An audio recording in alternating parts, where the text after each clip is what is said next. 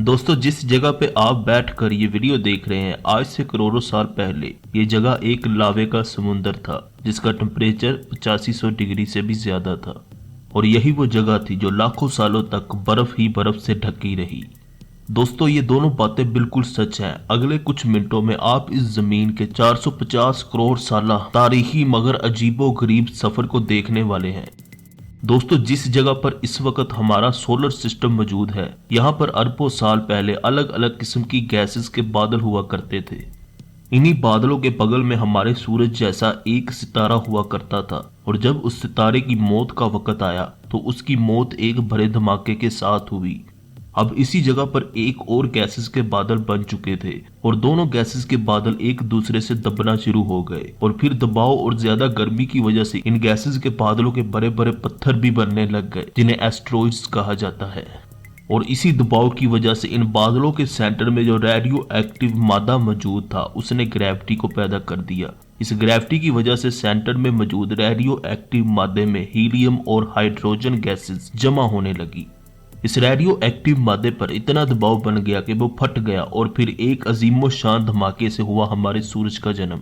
सूरज के आसपास जो बड़े एस्ट्रॉइड्स थे, उनका वजन काफी भारी था, जिस वजह से वो सूरज के गिर्द घूमने लग गए। कई सालों तक ये एस्ट्रॉइड्स आपस में एक दूसरे के साथ टकराते रहे और एक दूसरे में जमा होते रहे, और इसी टकराव की वजह से मरकरी, वीनस, अर्थ, मार्स और इस सोलर सिस्टम में मौजूद 8 सियारे वजूद में आए। लेकिन 8 कहना गलत होगा, क्योंकि उस वक्त एक 9वां सियारा भी हुआ करता था जिसका नाम थिया रखा गया। ये सियारा मार्स और अर्थ के दरमियान से गुजरकर सूरज के गिर्द अपने चक्कर लगाता था। दोस्तों, जमीन की ग्रेविटी बहुत ज्यादा थी, जिसकी वजह से जो एस्ट्रॉइड्स सूरज के गिर्द घूम रहे थे, अब वो जमीन के गिर्द घूमना शुरू हो गए, और करोड़ों सालों तक वो एस्ट्रॉइड्स जमीन पर गिरते रहे। और यही सब कुछ हमारे साथ वाले सैयारे थिया पर भी हो रहा था। इसी वजह से थिया जमीन के और करीब आ गया और बिल आखिर जमीन से टकरा गया। इस टकराव की वजह से जमीन और थिया के छोटे छोटे टुकड़े खला में फैल गए और एक रिंग की शक्ल इख्तियार करके जमीन के गिर्द घूमने लगे। और जमीन के गिर्द घूमते हुए इन लातादाद एस्ट्रॉइड्स का आपस में टकराव होता रहा, और इस तरह हमारा चांद वजूद में आया। लेकिन जैसे जैसे वक्त गुजरता गया, जमीन ठंडी होती गई। इस वजह से जमीन की सतह पर मौजूद तमाम मादे, जिनमें लावा भी था, वो जमीन की इनर कोर में शिफ्ट होना शुरू हो गए। फिर जमीन पर जिंदगी के आगाज की पहली स्टेज आ चुकी थी, जब नमक, पानी और मिनरल्स से जमे हुए एस्ट्रॉइड्स जमीन पर गिरना शुरू हुए, और कई करोड़ों सालों तक ये एस्ट्रॉइड्स मुसलसल जमीन पर गिरते रहे, और आहिस्ता आहिस्ता जमीन की सतह पर पानी जमा होना शुरू हो गया और समुंदर की शक्ल अख्तियार कर गया। यही वो वक्त था जब जमीन ने जिंदगी को जन्म देना शुरू कर दिया। एस्ट्रॉइड्स से जमा हुए पानी के समुंदर की गहराइयों में छोटे छोटे सेल्स बनना शुरू हो गए, जिन्हें माइक्रो ऑर्गेनिज्म कहा जाता है। लाखों सालों बाद ये जमीन पूरी तरह ठंडी हो चुकी थी, और जमीन के अंदर मौजूद गर्म मादे जब भी जमीन की सतह पर आने की कोशिश करते थे, तो जमीन की सतह ठंडी होने की वजह से वो बाहर नहीं आ पाते थे, और इसी के चलते आतिशफिशा पहाड़ों का एक सिलसिला शुरू हो गया। पानी से भरी हुई जमीन की सतह से आतिशफिशा पहाड़ निकलना शुरू हो गए, और कई सालों तक ये पहाड़ ऐसे ही निकलते रहे। और इन्हीं आतिशफिशा पहाड़ों की वजह से पानी से भरी हुई दुनिया में खुश्क जमीन बन रही थी। लेकिन अभी भी एक बहुत बड़ा मसला था। एटमॉस्फेयर ना होने की वजह से जमीन पर अभी भी एस्ट्रॉइड्स मुसलसल गिर रहे थे। लेकिन आज से 300 करोड़ साल पहले आखिरकार जमीन के इर्द गिर्द एटमॉस्फेयर बनना शुरू हो ही गया, जिसकी वजह से आतिशफिशा पहाड़ों के निकलने का सिलसिला भी कम हो चुका था, और उस वक्त जमीन का एक दिन 12 घंटों का हुआ करता था। और वक्त गुजरता गया, और लाखों सालों बाद जो माइक्रो ऑर्गेनिज्म पानी में पैदा हुए थे, अब वो तरक्की करने लग गए, और सभी सेल्स आपस में मिलकर अलग अलग ग्रुप्स की शक्ल इख्तियार करने लग गए।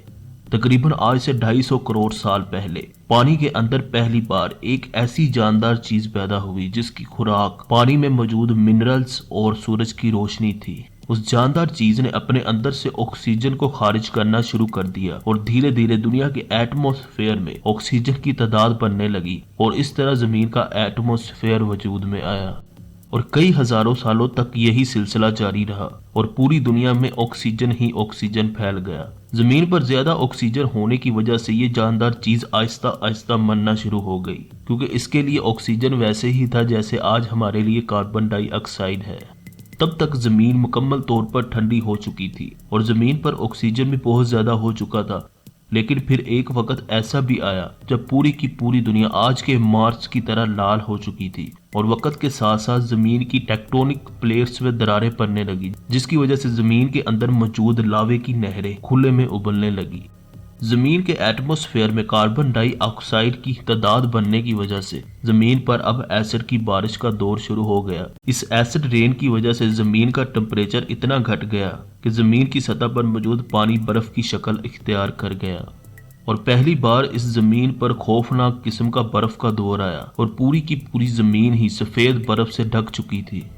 عمومی طور پر سورج سے آنے والی کرنیں زمین اپنے اندر جذب کر لیتی ہے، لیکن اس وقت زمین کی سطح برف سے ڈھکی ہوئی تھی، اسی وجہ سے سورج کی کرنیں زمین سے ٹکرا کر واپس چلی جاتی تھی۔ اسی وجہ سے زمین کئی لاکھوں سالوں تک برف کے قہر سے نہ نکل سکی، لیکن زمین کی اندر کی گرمی ایک بار پھر سے آتش فشاں پہاڑوں کی شکل میں باہر نکلنے لگی اور انہی آتش فشاں پہاڑوں کی گرمی کی وجہ سے برف پگھلنا شروع ہو گئی۔ اور ان سب واقعات کے دوران پانی کے اندر تھوڑے بہت بچے ہوئے مائکرو آرگنائزم سیلز اپنی کروٹ بدلنے لگے تھے اور اب وہ آکسیجن کو یوز کرتے ہوئے جینا شروع ہو گئے۔ اسی دوران پانی میں پودوں کے نکلنے کا بھی سلسلہ شروع ہو چکا تھا۔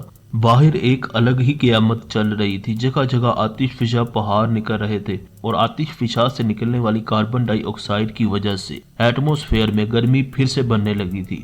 برف پگھل چکی تھی، لیکن ایٹماسفیئر میں ایک بار پھر سے کاربن ڈائی آکسائیڈ زیادہ ہونے کی وجہ سے ایسڈ کی بارش شروع ہو گئی اور وہی کہانی پھر سے ریپیٹ ہوئی۔ پوری کی پوری زمین برف سے ڈھک گئی اور ایسا بار بار لگاتار کئی ہزاروں سالوں تک جاری رہا۔